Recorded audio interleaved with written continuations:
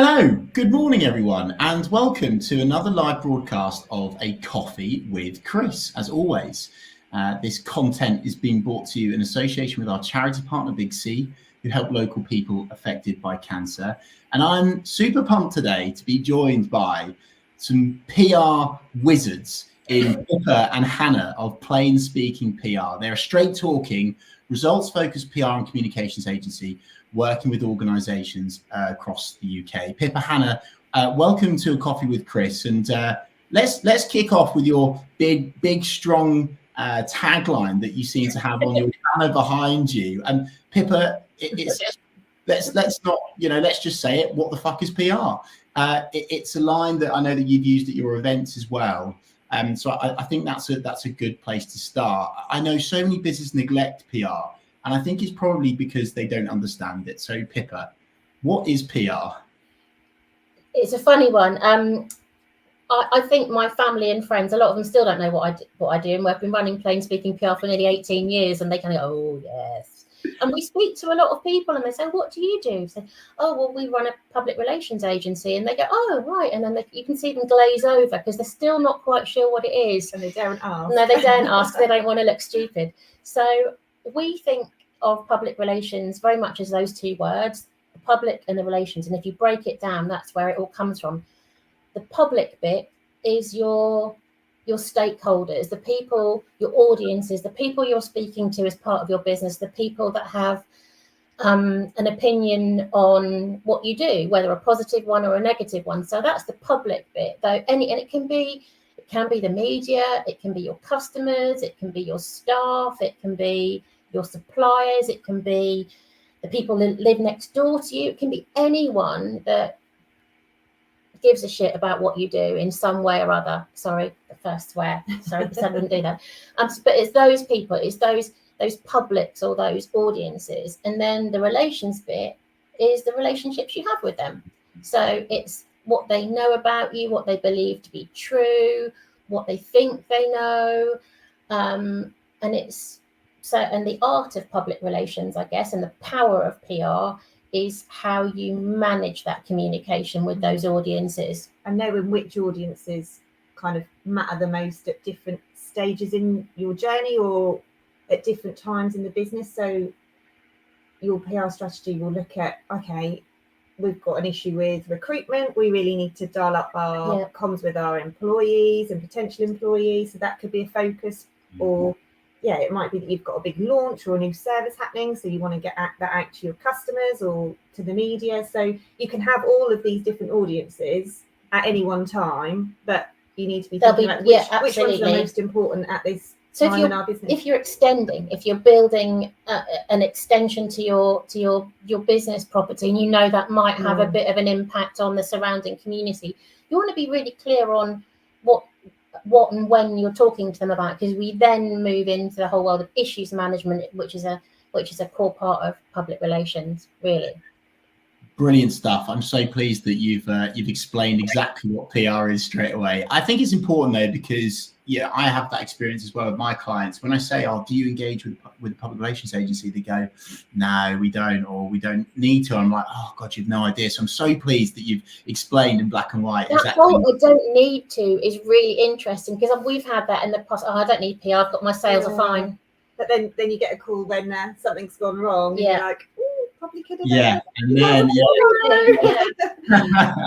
So guys, you've already touched upon it, which is a seamless link. You guys, in terms of plain speaking PR, have been in this game now for 18 years, which is a great amount of time. I'm sure over the years you've seen some things change, perhaps lots, but also perhaps some things have stayed the same as well. So Hannah, I'm quite keen to get your take on that. What things have changed over your 18 years since the inception of Plain Speaking PR? So a lot of what we do, I think a lot of people think PR is about media relations alone, and that is a big part of what we do. Don't get me wrong. So I think that's been the biggest change, certainly since I've been working in PR, is the media landscape and how that's changed, and how our habits have changed in terms of where we get our news, where we get our content. It's so fragmented now. Obviously, readership figures are going down with print, but then there's obviously the rise in digital and online. So that's been a huge, but that's been the case over 18 years since we've. So we're always constantly keeping up to date with what's changing, what's new, so it's really about, and it's not panicking about that, it's knowing your audiences and who matters to you and where they're hanging out, what they're reading, what they're consuming. So that has been a big change, but then also the kind of the things that underpin it stay the same. Yeah, people still like face-to-face events. You know, that's another form of public relations. And they still like chatting about things in pubs. You know, we often refer to what we do as amplified gossip, and kind of like the managed approach to spreading the word. And as Hannah said, the media landscape is so different now. I mean, we've seen recently the BBC local news and the local radio has changed dramatically, but then there are still real micro publications that are emerging, which we love. You know, like in Norwich, for example, you've got the Plumstead Road Press, which is super local. You've got the Norwich Seeker, you've got Norwich Triangle magazine, and it's the same. It's the same in every local area. And we can't underplay the importance of those little publications because they're getting to an engaged audience. But what's always stayed the same, I think, is that the power of storytelling. So whichever media, which you need to know what your story is, and you need to know who their audience is as well and what makes them tick. So that's, you can get kind of a bit overwhelmed by the media landscape, but if you've got a really, really good story to tell, there will be a media outlet or some way you can go to with that. So it's getting at the heart of what the story is. That's always stayed the same. And social media. We're off on one. But again, social media, we never used to have that, but now even if you can't find a traditional media outlet to tell your story through, you can do it yourself. Brands have got their own, the importance of having your owned media is really important now as well. So effectively, good PR has always been good PR, but the way in which you use it is changing in terms of the outlets and the media. I love what you've said there in terms of the niche, maybe perhaps smaller publications. I think that's really interesting. Certainly, to translate into the social media world, it used to be this sort of race to, I just want to get as many followers as possible, reach big audiences, and that's all very well and good. But actually, I spoke to 𝗖𝗵𝗿𝗶𝘀 in the previous episode of Coffee with Chris, and he shared this American phrase, which was the riches are in the niches. Of course, they say niche incorrectly, and it did make me think all of these Facebook groups that are popping up right now. They're so powerful to broadcast your message because they're niche, because they're small, because the engagement is really high. And so I love the fact that you guys have said that already.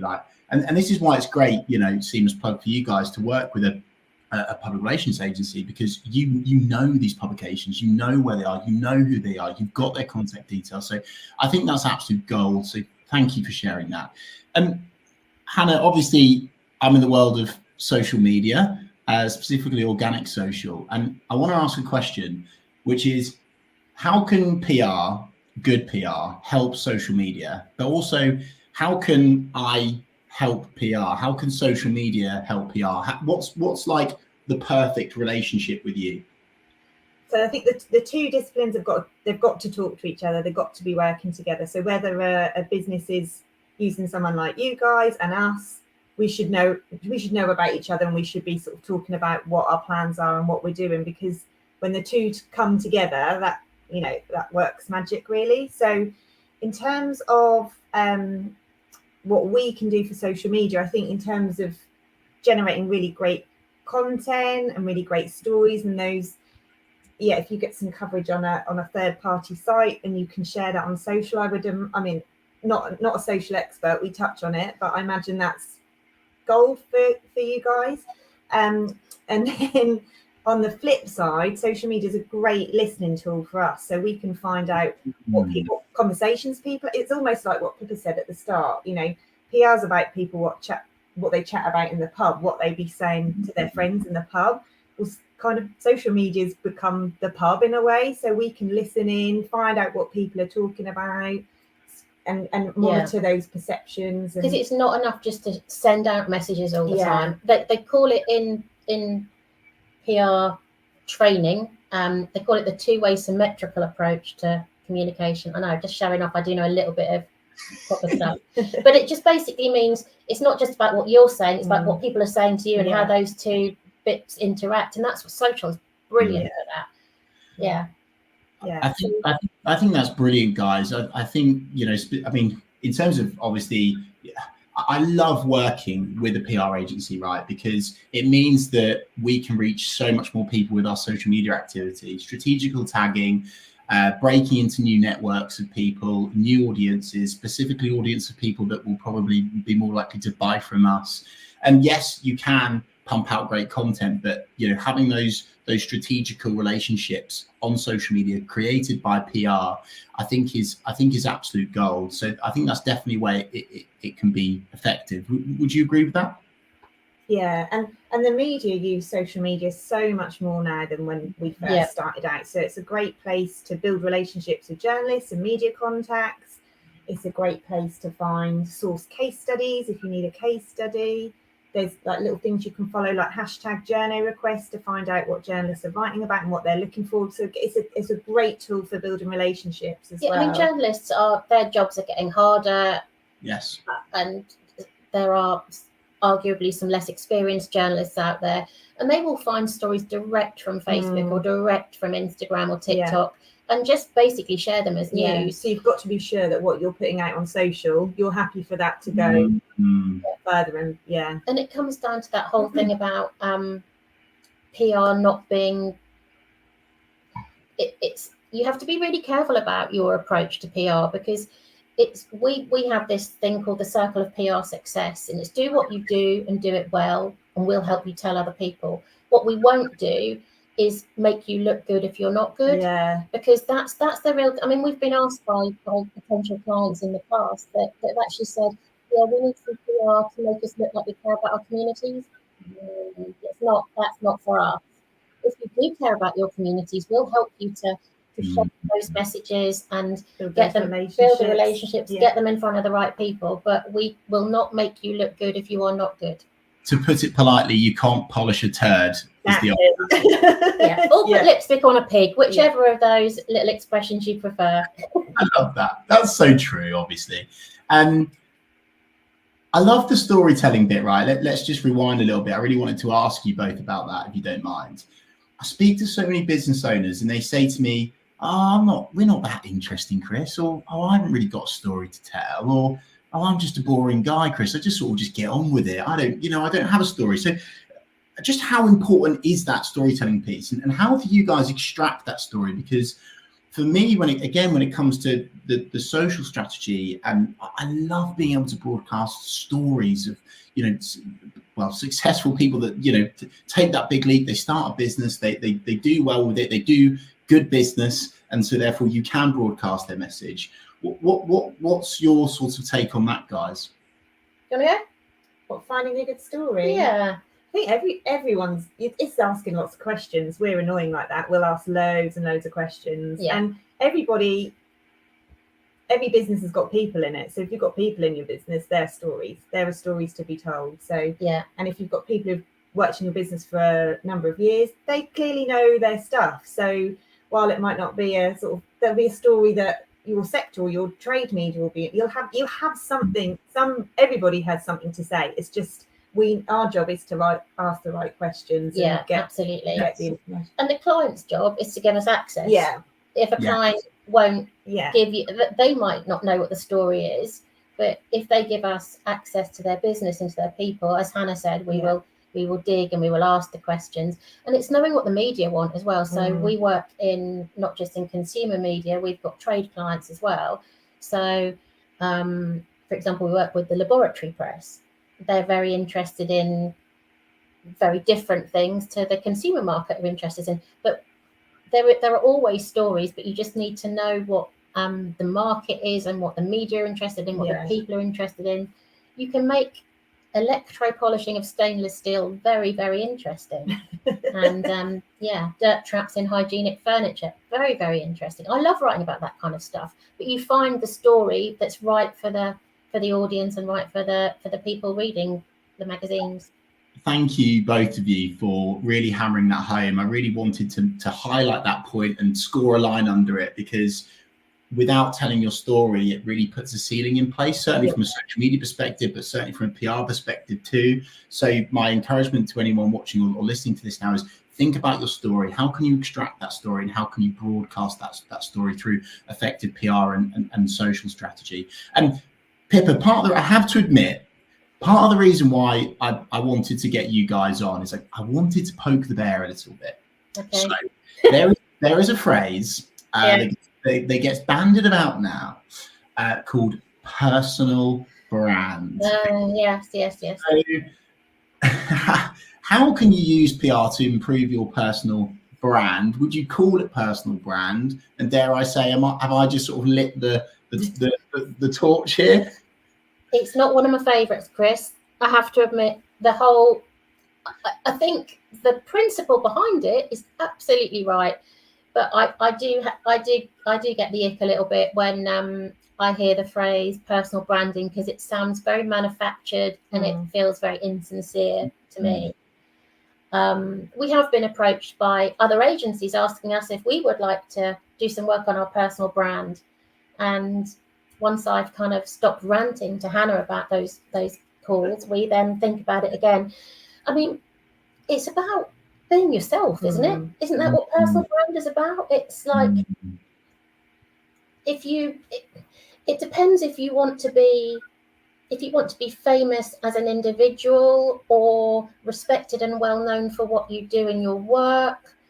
And I understand celebrity makes money these days. I mean, the new series of Celebrity Big Brother has just started, and most of the people on there are not famous for doing anything. They're famous for being on telly.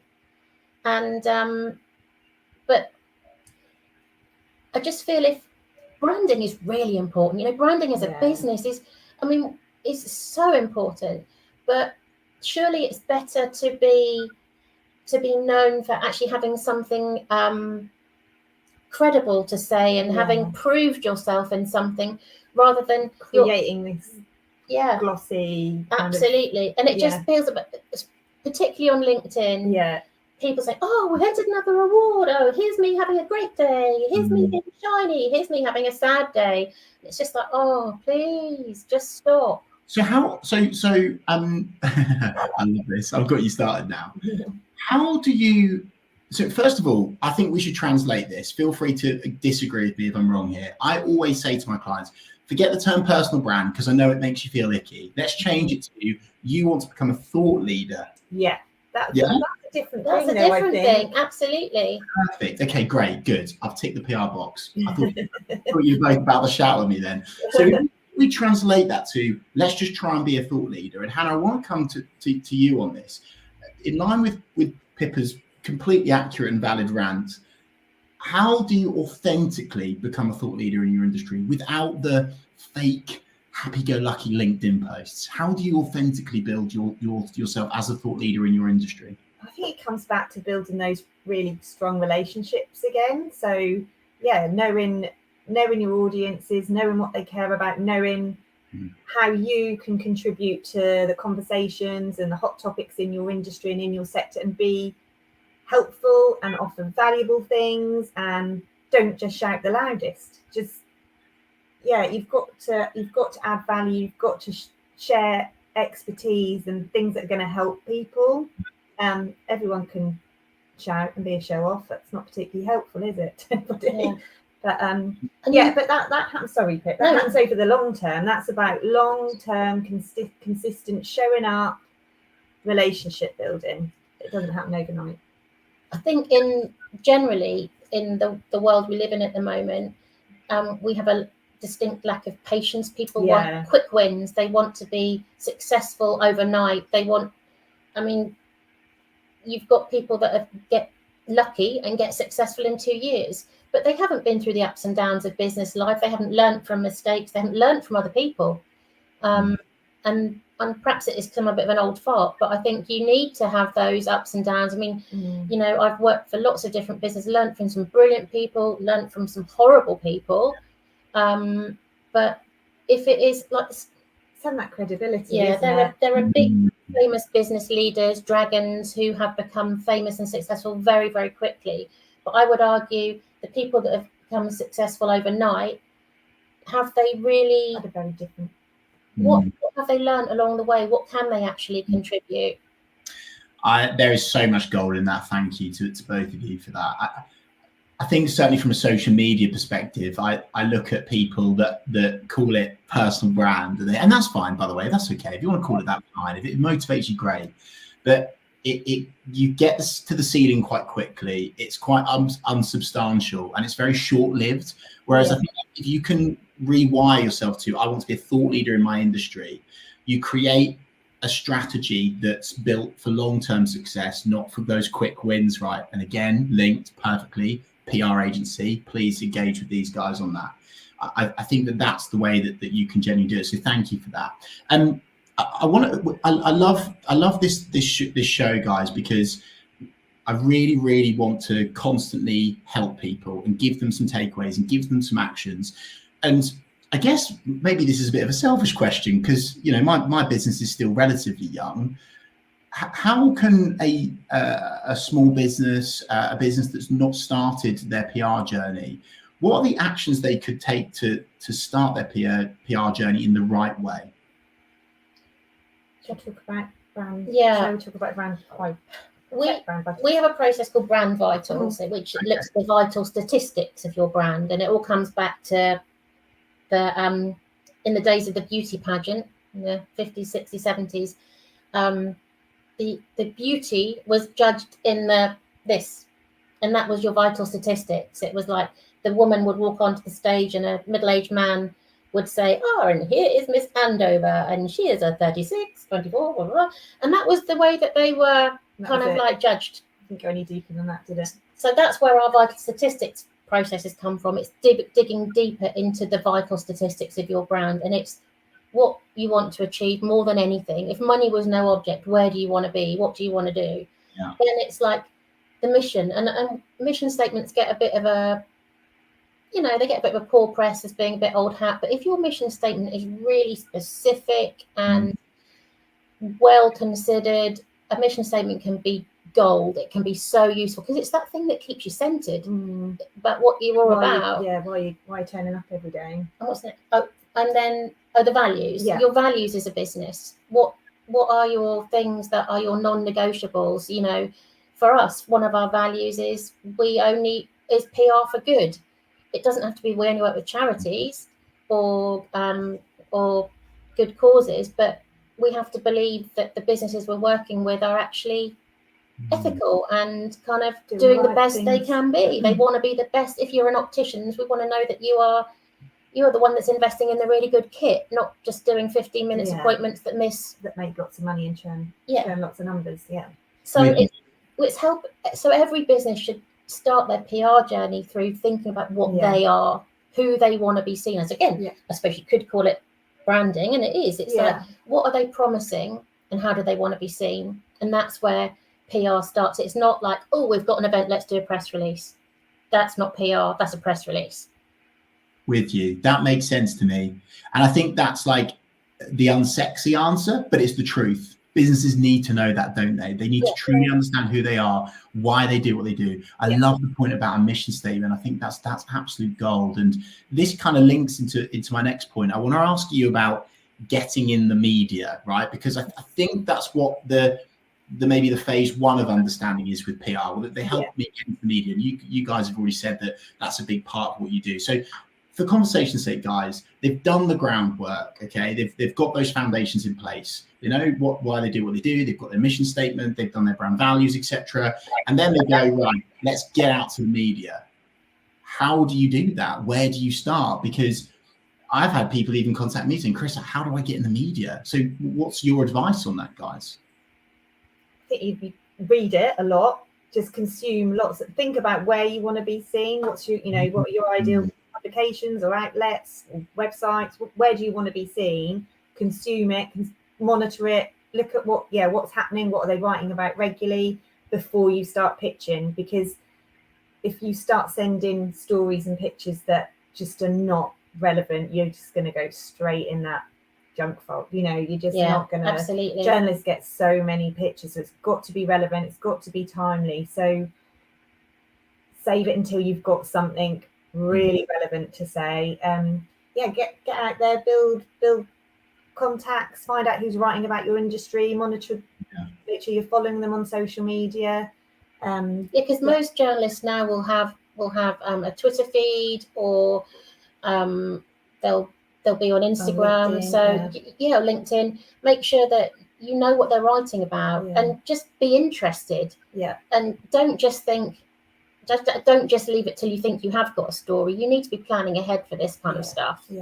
And be prepared to be reactive as well. So it's not always about what you've got to say, it's about what's happening in the world. So the business report will come to us, and like last week she was doing a piece on the budget today. So be prepared. If a journalist comes to you for a comment, you're on their radar, they think you've got something valuable, interesting to say. If they come to you and ask for a comment, and that's somebody you want to be working with in the future, be prepared to be reactive and have something interesting to say. Be helpful. Quite quick, be helpful, because that in the long term, that's gonna really help. So next time you've got a story to put out, they're going to be like, oh, okay, I know them. They help me out. They've got interesting stuff to say. I love that, guys. There's a lot of gold in that. And there's 3 things I've pulled out on that, which I want to go to you on. I speak to my clients all the time about tapping into calendar events. Now, some people don't, some people do it, but the reason why is that you can get that timely piece, right? So it is more appealing to a journalist.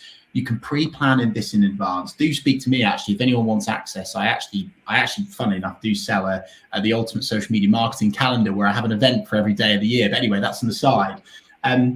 How can you tap into calendar events? I think that's brilliant. Being proactive and also being super responsive, because I still think we're in this world of press releases, and it feels a little bit slow to me. And by the time you've got that press release over to the journalist, it's kind of gone. So you have to be quick, don't you, guys? Yeah, they still have they still serve a purpose, press releases, but there's other means and ways. Especially if there is things, if you've got an event that's happening in 3 weeks, a press release is perfect. You send it to your events contact. They'll be doing a page for example, if you're in the consumer area doing stuff for kids events, half terms coming up, give them plenty of notice, they've got it. Press release, perfect. Similar for trade. If you've got a story about a new product that's for the food production industry, that's a perfect way to do it. But there are certain things that a really well crafted email or a conversation an interview will just do the job.